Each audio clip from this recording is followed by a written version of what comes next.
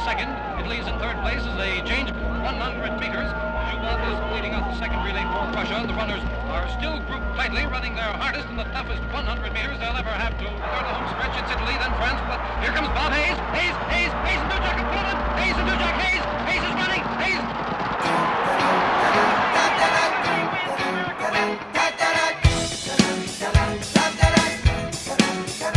Welcome, and on today's show, I get to review a brand new automatic chronograph from Seiko. But first, Seiko. Today's shot comes from 73 TCF. Yes, very good friend and subscriber to the show, Terry, is showing off his brand new acquisition, the Seiko Quartz Alarm, reference 7223-6020 from May 1980. What a beautiful looking watch this is. God knows how many vintage Seikos Terry has now. But this is an absolute beauty. Very rare apparently, and the alarm on it is pretty loud. Terry, congratulations on your new vintage Seiko, and also thanks for tagging me in. If you'd like to be on the next Seiko showcase, all you gotta do, find me on Instagram here and tag me in on one of your Seiko posts. Who knows? Next time, the star of the show could be you. Seiko. A huge treat for you today on this Seiko. It's a beautiful watch, trust me. Watch out. Well, I am gracing the wrist with my favourite diver of all time, the Tudor Black Bay 58. Perfect size, perfect bezel action, and I still haven't found a diver out there that can beat it for me. What a beautifully retro-inspired, perfect dimensional stunner. Okay, it was the 1960s when Seiko announced itself to the sporting world of time, because they now offered new high-precision timing instruments to be used at leading sports events. Yes, the innovative heart-shaped cam mechanism was able to deliver levels of precision that had not been thought possible before. Well, it was 1969 when Seiko brought out the SpeedTimer. Reference 6139, this was the very first mass-marketed automatic chronograph that had a column wheel and a vertical clutch, meaning very precise, accurate time with little wear on the movement. Anyway, they have come out with 6 brand new watches. Now, we'll talk about the other 5 releases at the end of the show, but the one I have for you today to review is the very special SRQ035. And this watch is inspired by the stopwatches Seiko released to the sporting world in 1964. So this is a brand new watch and it has a brand new movement inside. Now, I am no stranger to a Seiko limited edition when it comes to reviews. A few months ago, I had the pleasure to review the Alpinist 1959, that beautiful 37mm reference SJE08551. Now, the conclusion was the watch was beautiful, I didn't like the date window, and the price was a bit expensive. Am I going to think the same about this limited edition? Now, this review could not be done without the help of Francis & Gay Jewelers, an authorised dealer with many brands of watches that you and I love. Sign up to their newsletter and you get 10% off straight away, but also give Ryan a little email and tell him I sent you. You may get treated a little differently. Probably get charged more. Are you speed timing ready? Let's go.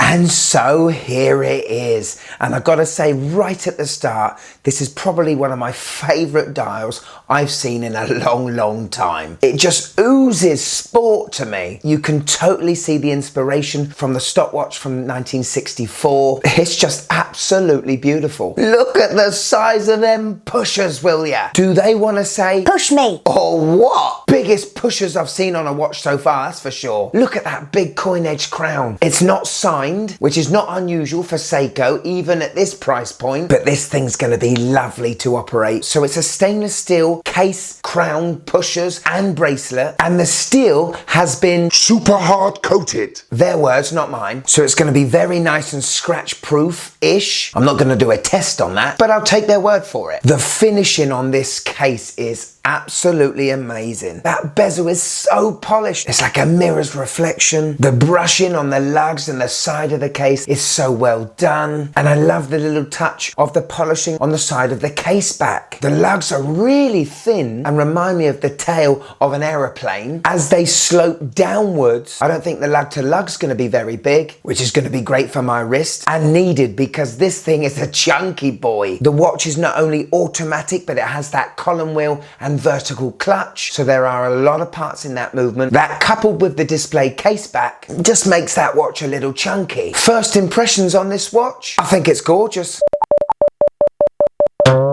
Quick spec check. Okay, so we got a 42.5mm case diameter. That's not too bad, but the big measurement is in the thickness, and that is 15.1mm. Biff. However, it's only 45.5mm lug tip to lug tip. So it may be thick, but it's still gonna fit on many wrists.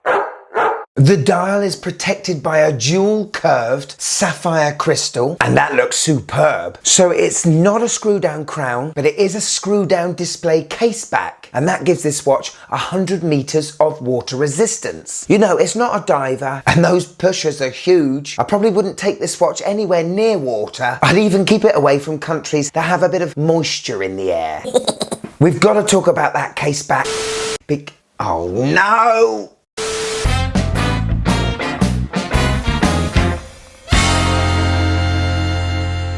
Foxtrot 20 Alpha, get out of my line of sight. I can't see the bugger. Somebody shoot the little And welcome to another design house where we take a look at a watch's case back. And today it's the turn of the Seiko SpeedTimer limited edition. So let's have a look. We've hit the mother lode. A sapphire display case back of a beautiful chronograph automatic movement. It's like a Pagani's wet dream. Look at the mechanics. Look at the engineering. Absolutely bewildering. We have a mixture of brushing and polished surfaces on that case back, don't we? Telling us the movement reference, the fact it is a limited edition. All in all, an incredible sight. That's it from me, and I'll see you on another edition of the Design House. Cut. Hopefully Peter's still online. Let's play. What a load of rubbish. It's that signal again. Sorry. I think this is the best bracelet I've reviewed from a Seiko this year. It's a 3-link affair. It's push pins, which for this price point is a bit of a no-no. But look at that clasp. Very small, almost looks like a butterfly clasp. But that push button release reveals that milled beauty. Very well machined, very well made. The only downside to such a small clasp is you don't get those micro adjusts. However, you do get a couple of half links that you can remove that will hopefully give you a good fit. Now, when you buy this watch, you also get a black leather calf skin strap. It's very difficult for me to picture this watch on anything other than the bracelet, but I think the black strap is nice and it goes with that 60s vibe. As it's a brand new strap, I won't be trying it on this watch. I don't want to ruin it. Sorry to bother you. Could you just click that like button, please? It really helps the channel. Thank you. Okay, let's look at the face. Dial time. Now, I'm a sporty guy, right? And this is the first chronograph I've ever looked at which screams sport to me. I'm not a racer, horse, car, or anything else, but it looks like an instrument that would time a 100-meter running race. Or how long I can hold my breath for.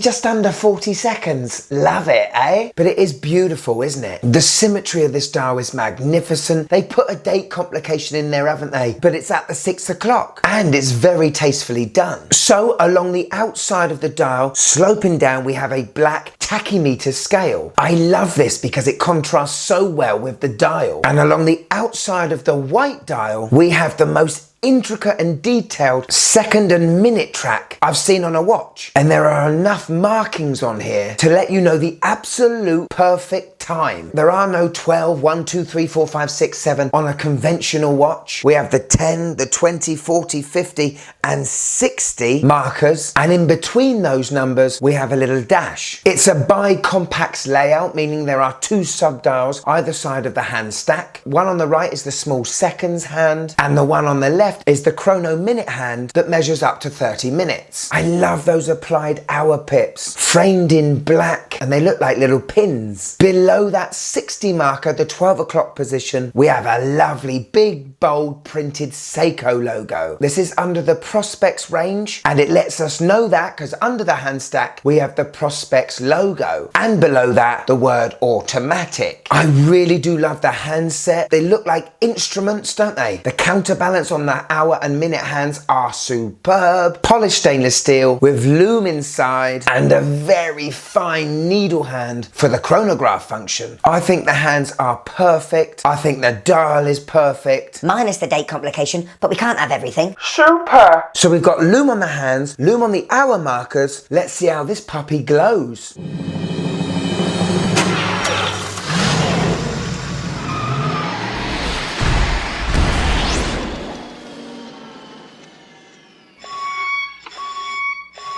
Okay, so yeah, it's Seiko's Lumabrite. We knew it was going to be nice and bright. There's not much loom to go around, but it's not a dive watch, and that dial being white, there should be no problem reading this watch anytime. Powering this limited edition stunner is a brand new movement, the in-house 8R46, which is an automatic chronograph. It sweeps away at 28,800 beats per hour, has 34 joules, 45 hours of power reserve, and you can see it beaten away in that display case back. But how does this movement run, I wonder? There's only one way to find out. Welcome everybody, and as we can see, this in-house caliber is performing rather smoothly. With tolerances of plus 25 to minus 15 seconds a day, this watch is well under regulation. It's a low amplitude of 244, but a 0 beat error, so a beautiful automatic movement with a vertical clutch, running very nice. That's it from me, and remember, if something can't be timed, Spoon it. bye! To operate this watch is magnificent. Even the biggest of sausage fingers can operate this beauty without any problems at all. The crown is not screw in, so we can wind the watch right from the start. And I've got to be honest, it's the same feeling winding this watch as an NH35. Slightly more refined, but not too much. Pull the crown out to the first position, turning it anti-clockwise, and we can change the date. Pull it out to the last position, we can set the time, and that seconds hand stops, meaning this movement is hackable. It's probably the best chronograph operation I've ever had the pleasure to use. Proper mechanical click when you start it, top pusher stops, and the bottom pusher resets that needle hand straight back to the 12 position. Very precise, very tool-like, and I loved it. Hello. On my 6.5-inch wrist, and this watch does look really nice when you're looking down on it, doesn't it? It's when you see the thickness, it starts to look a bit big. The saving grace for this watch is the 45.5mm lug to lug. Obviously I can't size this bracelet because it's brand new and not for me. It may be a little hit and miss getting the perfect size for your wrist because there are no micro adjusts, but I can imagine it being very comfortable. Here it is in the outside world. I'm not 100% sure whether there's an underside reflective coating, but honestly with a watch like this, you don't need it. So there you go, the review of the new Seiko SpeedTimer. What did you think? Give us the positives. Well, me having a sporting background and liking all manner of sports, I'm really attracted to this watch. I love the fact it has that inspirational heritage. It's inspired by an important instrument back in the 60s that gave accurate readings for sporting events. It's not just a chronograph for chronograph's sake. I love the fact it's a new movement and it's a lovely 4 Hz smooth sweep. Give us the negatives. At 15mm thickness, this one won't slip under a cuff. Not unless your cuffs are blooming huge. I gotta be honest, a display case back is all well and good, but when you've got an automatic rotor that covers most of this beautiful column wheel vertical clutch chronograph movement, it's almost pointless having it. That being said, some of you are gonna love it, and all for you. The only other negative I can see is possibly the price. Here it is, my wife's first impressions of the Seiko SpeedTimer. It's too big, too big, too big, too damn big. But I do like the face, although it looks like it's been stuck on just by a sticker. So this is a limited edition, limited to just 1,000 pieces, and this watch is going to cost you, in British sterling, £2,780. That's a lot of cheddar. With that price, you are getting close to luxury brands, aren't you? Limited to just 1,000 pieces on the planet, it probably wouldn't be a watch I would buy. Like the 1959 Alpinist reissue, this watch is going to appeal to those Seikotic fans, and probably going to pass by your regular Seiko fan, like me. Now, as I said at the start of the show, Seiko have come out with 6 new SpeedTimer watches. You've got this limited edition. You can also get a non-limited edition with the same movement. This is the reference SRQ035J1. Now, this has a slightly different dial. It's a charcoal grey colour, and this is inspired by Seiko's first ever chronograph watch, the Crown chronograph, that came out in 1964. Now, this not limited edition SpeedTimer is £2,600. It's still over my price range. Well, never fear, because the other 4 new chronograph watches are more affordable. Yes, we've got 4 new solar chronographs inspired by the SpeedTimer of 1969. They're powered by the caliber V192, and these watches look very nice, don't they? These beauties are £590. I'd love to know your thoughts on this limited edition SpeedTimer. It's one of those watches that I'd love to have in my collection, but just don't see myself paying that much for it. If you've lasted this long on the show, why not become an MWC certified member? In the top corner of your screen, right next to the subscribed, you'll see a join tab. Joining that will give you these benefits. You'll get a unique badge for any time you comment on one of the shows, making you look special. You'll get access to members-only community posts, exclusive updates to future episodes, exclusive giveaways, and get to see the weekly shows before anyone else. But I promise to make it worthwhile to you guys. From me, the Mad Watch Collector, I'll see you in a tick, tick, tick, a tick.